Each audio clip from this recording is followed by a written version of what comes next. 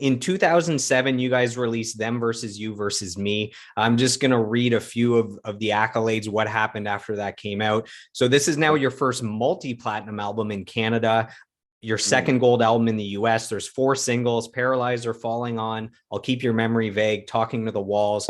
3 more Juno nominations: Group of the Year, Single of the Year, Rock Album of the Year. And the band, on its 7th Juno nomination, wins its first Juno. So 7th time is a charm. What does that Juno award win mean to you? So you have a Juno. What does that mean to you? And do you have that Juno somewhere? Yes, I have it right. Not in the other room, in my living room downstairs. Well, the first observation I have when you're reading throughout all the records, I have no idea, where songs charted and stuff. When you say it back, it's incredible, because I don't really know any of that. And even if I knew it, I don't remember that. So the band sounds, bigger than I remember it when you're telling me these stats. But finally winning a Juno, I don't even think I knew that we were nominated 7 times, to be honest. So I think there was 1 nomination before you were a part. There was a Rainbow Butt Monkeys nomination. I think it was more like Best New Group. Then there was maybe 1 for Tip before you were in the band, and then you were a part of maybe 3 or 4 of them. There might have been the album after you or something. So there might be 3 or 4 for you specifically. That sounds about right. Yeah.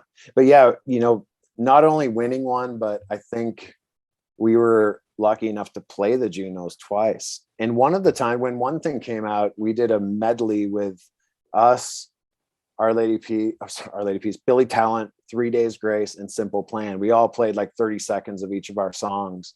That was such a cool memory that we got to do that. And then the second time that we played, we had like an orchestra, and we played Paralyzer with I think it was like a youth orchestra. So man, and the parties at the Junos were always super memorable, and we all, so many fun, somewhat fun, somewhat, I don't remember all of them, but just hanging out with different characters. And because, actors and stuff would go to the Junos as well. Same with the Much Music Video Awards. There was always like, not just musicians, there was other, characters there that made for some fun memories. But yeah, winning a Juno was, I guess we just really felt like we were part of the Canadian music industry for good. We always, I guess, somewhat felt on the outside, but I guess, the name became more like a household name at that time. And I started noticing it too. Like we won the Juno, and then, my parents started introducing me. All the neighbors started knowing who I was in the band. So it was that time when it got really big, and it was all very noticeable. But I got that Juno downstairs, and it's sitting there. I'm very proud of it. You're famous when your elderly neighbors finally start to know who you are. Yeah. And your parents will always do that. They still do to this day. You got to meet, you got to come meet Anne. She's coming over today to say hi. And you're like, oh, Mom, I'm just here for dinner, and a bunch of awkward people come in. But that's awesome. Parents will always do that, embarrass you in all the greatest of ways. What's funny is a lot of, as I talk to all these amazing musicians, what's funny is a lot of those musicians say their parents never took their career seriously until they won a Juno nomination or a Grammy nomination. That, the industry itself acknowledging is what took the parents to start taking the kids seriously with what they did. So maybe that was what it was with the Juno for you. I can see that for sure. I don't remember when the moment was, but probably when I was able to not mooch money off them anymore too, because for many years I did. That's a memorable moment for your parents where you stop asking for money. Yes. So you were just kind of blown away by all the charting and the stats and everything with Finger 11, because it's been a while, or maybe you weren't aware as it happened. So I'm going to hit you with the greatest stats of all. So Paralyzer comes out. It's the first single, becomes a massive global hit. It goes to #1 in Canada and the US. On the alternative charts in the US, it tied the record for most weeks spent on the chart at 52 weeks. So you were tied with 2 other bands, since then, Rise Against with their song Savior has gone on to break the record. But at the time, you had an all-time record charting song for a full year on the charts. It sold 3.4 million copies just in the US, not globally. And on Spotify, it's now been streamed almost 200 million times. So that's like everyone in Canada, like every single person in Canada has listened to it, 2 or 3 or 4 times. It's insane. So those are some crazy stats about Paralyzer. So almost no one in human history will ever create or release or experience a song like Paralyzer. What does it feel like at the peak of Paralyzer? It was, I guess, the way it was written so organically in the moment, and because it seems like a lot of hit songs out there were, other writers working with it, just very manufactured, a lot of business put into the song to create a hit. Paralyzer was written just with us, the 5 guys that had been in a band for all these years, and it was just a real natural, organic song that we had written as a band. So to see it grow the way it did, it's like we were extra proud of it, because a lot of the other bands at the time we saw with hits just felt a little more manufactured. We had created that song from the ground up, and we definitely noticed a big change, a shift in the band's notoriety. And it's like that song was everywhere and everyone knew it. And it still kind of is. I hear it on the radio here in Michigan pretty often if I'm listening to the radio. And then, like I was saying earlier, a lot of the TV stuff, like the Jay Leno and some of the other stuff we did, the international touring became more prominent, going over to Europe with Kid Rock, and Evanescence taking us Australia. So it's just like everything grew to the next level, and we definitely noticed it, and we were able to enjoy it because it was such a slow ride for us. So by the time we got to that point in our career, we were taking it all in, and and loving every moment of it, for sure. Maybe a little too much on me and a couple of the guys' end. We were probably taking it and other things in more than we should have. So you mentioned a few minutes ago that the first time you heard Scott singing the verse or the chorus of Paralyzer, you knew there was something special there. But after the surprise success of One Thing in the US, at that point, could you have ever imagined that you would have a single that's bigger than One Thing? No, I don't think we could. And because it was a song that just Scott and Jay wrote, I guess the 3 of us we benefited from the success of the song, but in other ways we didn't. It was their song. And with Paralyzer, we all felt more part of it, the writing of it. And it was almost like another couple of guys had written One Thing and given it to us, or like Rick said, a gift was given to us. But it was not a unified 5-guy thing. So Paralyzer was, like I was saying, it was our baby that the whole world was their baby now. So I don't know if you could ever think you were going to top One Thing, but we definitely didn't want to be a one-hit wonder. And that song was, I think I heard it once in an elevator, like a music, like dentist version of One Thing. And it was kind of like, oh my God, or maybe I was in a dentist office. I heard it somewhere where it was like unbelievable that the song had got that big, but also kind of like, shit, man, I hope we have another song, or we are literally a one-hit wonder. So to have another song at radio, we're like, we're out of that one-hit wonder world. We're a 2-hit wonder. It's, man, because I find that so funny, because you've had like 12 successful singles in Canada at this point, Right. So when you guys refer to yourself at that point as maybe a one-hit wonder, it's like, does Canada not count? Like those songs were huge in Canada. You guys were massive in Canada long before One Thing.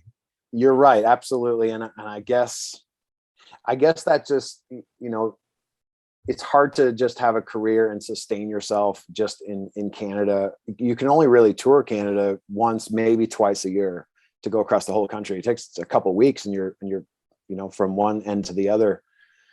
So it's hard to just stay in Canada and sustain yourself. So you're sort of hoping all the other countries in the world get on board because you can spend more time doing what you love, touring and playing shows, but also, you know, you get to see the benefits. You know, you're able to pay your bills finally when the song becomes bigger in other places. And especially in the US, when you get songs on the radio there, after being broke for so long, you know, we're lucky enough to actually start seeing some money come in. So I guess that's why I refer those songs, you know, one hit wonder or two hit wonder. I do recognize that some of the other songs, how well they did in Canada, but that was when I guess my life changed, meaning I was able to buy my first house. And, you know, by no means, not even close to made me rich or anything like that, but I finally was able to live, you know, comfortably and get a house and not worry how much this barbecue cost and go buy it at Canadian Tire. And that's the one I want. And go get a car, not a fancy car, but just a car. So it was like that moment in my life where I was just able to live without worry, you know, and buy everyone at the bar shots all night and feel cool. Which I did many times. It took like one of the biggest Canadian hit singles of all time to feel cool. But yes. So I've heard that Paralyzer actually comes from like a random jam session that wasn't supposed to happen. Is that fact or fiction? And do you remember the first time you heard kind of the iconic guitar riff that everyone knows? Yeah, we were still writing or rehearsing at Scott and Sean's parents' house at the time, and a friend of the band, Scott Bowman, I think he was in school for photography, and he was going to come over that day, and he wanted to shoot the band rehearsing and stuff. I don't know, for like a school project or something to do with his schooling. And we were leaving that day, and that's when he showed up. I don't know if we were early or he was late, but he pulled in the driveway as we were leaving, and he was like, "Oh, fuck, you guys are going?" So we were like, well, let's just go upstairs for a minute and we'll just jam some stuff out for a second. He can get some shots. So we just started playing, and literally that bump, bump, bump, bump, bump, bump, and just Sean going bump, bump, bump. It just happened right there, just because he was just taking some photos. The first thing we jammed. And I think we all were kind of like, that's cool. Just repeat that. And we kept just doing that chorus music over and over. And I think we were giggling at how, fuck, that was cool, man. Let's record that. So we recorded that day, that moment, that chorus thing. And I think sent it to Scott. And not long after, he sent back the vocal, the melody, "I'm not paralyzed." And when I heard that, I was saying earlier today, I was so sure that was going to be a huge song as soon as I heard Scott sing that. And I called our manager, Rob, and I told him, "Man, wait till you hear this. We've got a fucking hit song." And it was immediate, you know, but it literally just came out of a friend of the band, Scott Bowman's, taking a few photos of us, and we just needed to do something while he took some photos. And it seems like all, you know, of the most successful songs out there, people always say they wrote in 5 minutes, and it's true, man. I don't know why that is, but we spent weeks and weeks on some songs and just slaved over them, hoping that they would become maybe a song on the radio, and they completely bombed. The song that took 5 minutes out of nowhere, just out of the universe, you know, was the one. So if we could find the secret to that, I guess my name would be Chad Kroeger at that point, because he knows the secret to it, but I do not. Yeah, Chad Kroeger's figured out the formula to write amazing and catchy radio rock hits over and over. I text with Chad just yesterday, and they've got a new record. I guess that's what I'm talking about. He's got a new record coming out though, but love Chad. Yeah, I've heard that once you guys got huge with Paralyzer, that Chad Kroeger is one of the first people that told the band, you know, at this level, you're about to get some haters, and, you know, he knows more than anybody. And I guess that's true. So I guess he had a warning for Finger 11 saying, "Hey, that single's huge. And I'm just letting you know, someone that's already here and experienced this, you're about to get some haters," which is the true metric of having made it, you know. Maybe he's like told the other guys. I don't remember that conversation, but yeah, he would be the guy that knows that.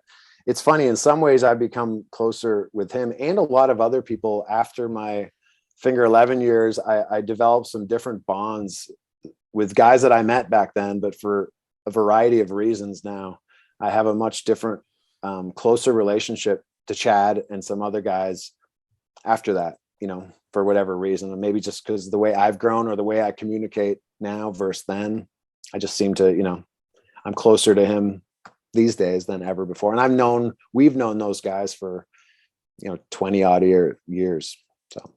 So I saw Nickelback so long ago that this was in about the year 2000. They were opening for Everclear. That's how long ago I saw Nickelback. Amazing.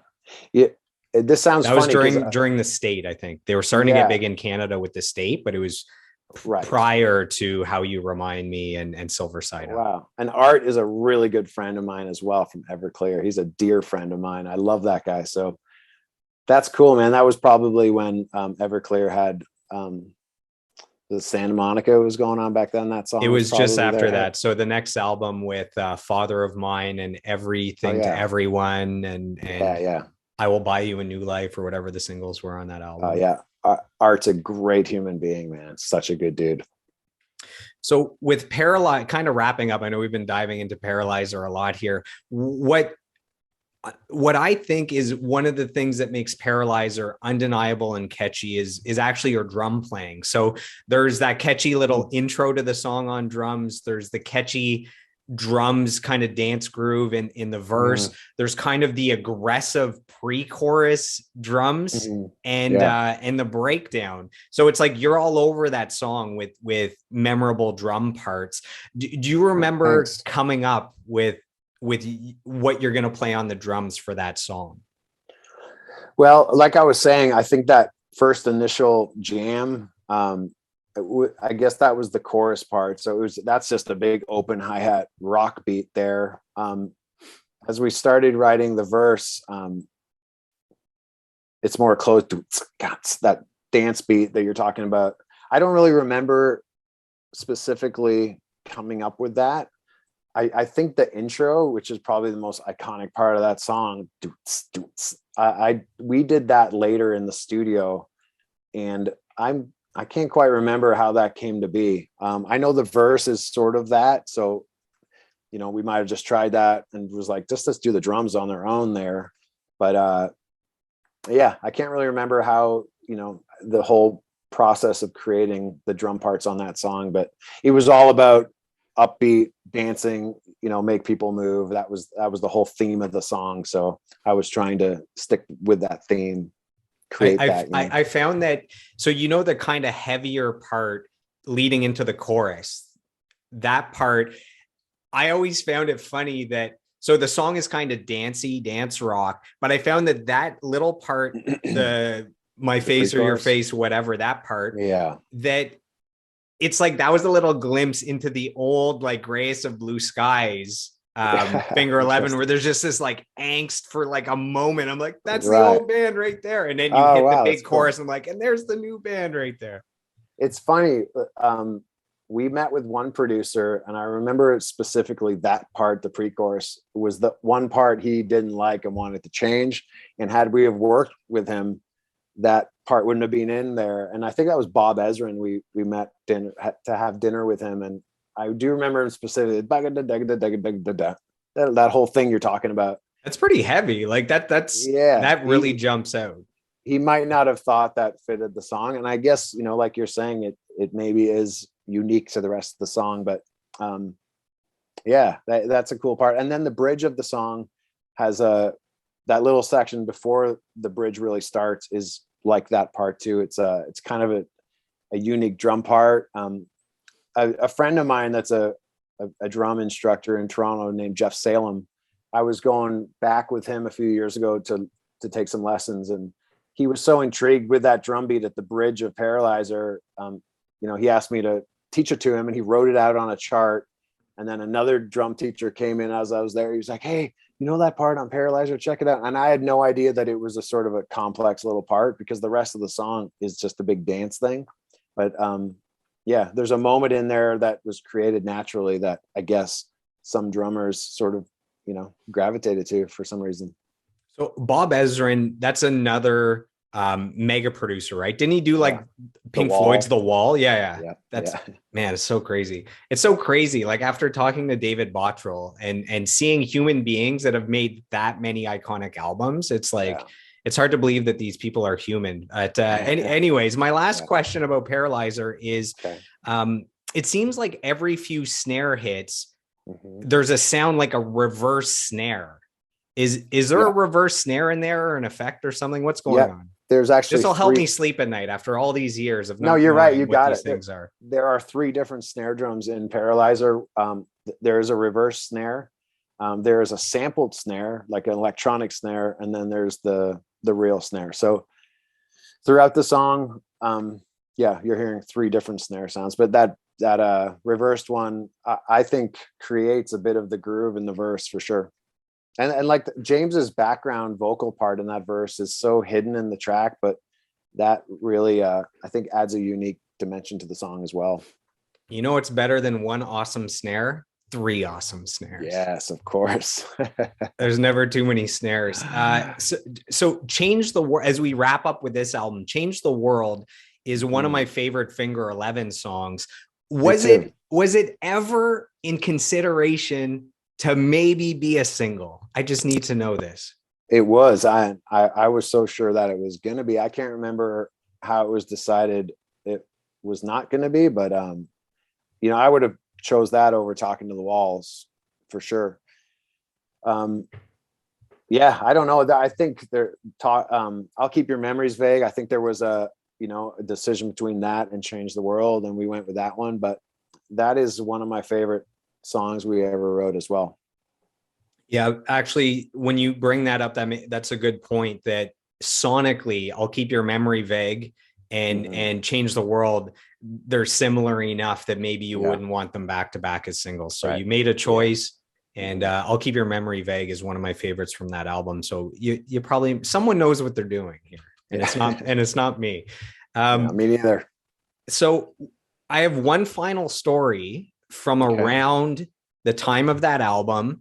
And then I have a quote for you, and then we'll move on and we'll quickly go over your last album, Life Turns Electric, with the band. So on March 8th of 2008, so this is within this album's touring circuit, I do a road trip with some friends from Ottawa to Toronto to see your show at Massey Hall.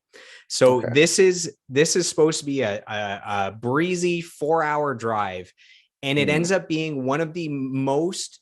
It was an all-time record snowstorm in March, and it took us 12 hours. There is cars in the ditch, roads blocked, we're barely moving. 12 hours later, and we finally make it to Massey Hall. And at the time, Finger 11 and Chevelle are my 2 favorite bands, and you're a double bill. We get there, and Chevelle is not playing. They probably got stuck in the same snowstorm. I am absolutely heartbroken. I adore Chevelle. Yeah. So this is turning into like the worst day ever. And we get to the show. We're on the floor. We have great tickets, and we see a mini drum kit. And I'm thinking, wait, is there another band opening? Because Finger 11, they have this monster drum kit and this big, this drummer that's going to beat the shit out of these drums. And it turns out you guys went above and beyond the Call of Duty, and it was Finger 11 acoustic opening up for Finger 11 electric. Right. And you guys gave it everything you've got for the people that did the trudged through the snowstorm, and it ended up being an incredible concert. And I guess that's just a story I want to share with you. And I wanted to thank you for your rock and roll heroics that day, saving that day from tragedy. Well, awesome, man. I know. I remember being bummed that Chevelle, I think they weren't getting across the border. It was weather related, but it was them crossing the border too.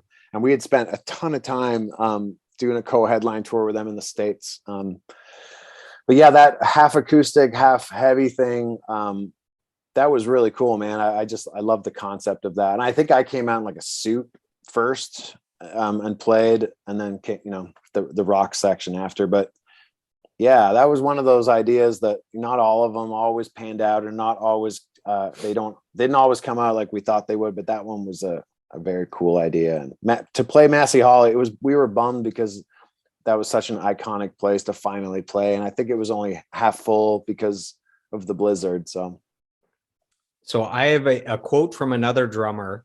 oh, man. I'm probably going to butcher his last name, so I apologize in advance. This is Tony Rabaleo, the drummer from Joydrop. Yeah, Tony. So he says, I remember meeting Rich back in the late 90s. Joydrop and Finger 11 used to be on the same festival shows at times, and we later had the same management. It always struck me that he's such a cool, humble guy, chilling and talking backstage. Then you'd see him on the kit later, and he's a fucking beast. Finger 11 always tore it up and left no prisoners. It's been a long time, Rich. I hope all is well. So that's Tony from Joydrop.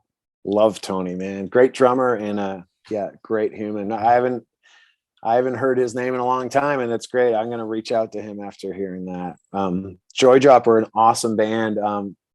Tara's still a great friend. She's gone on to do so well with she's the face of hockey in Canada. Yeah, she sure is. And yeah, they were a great band.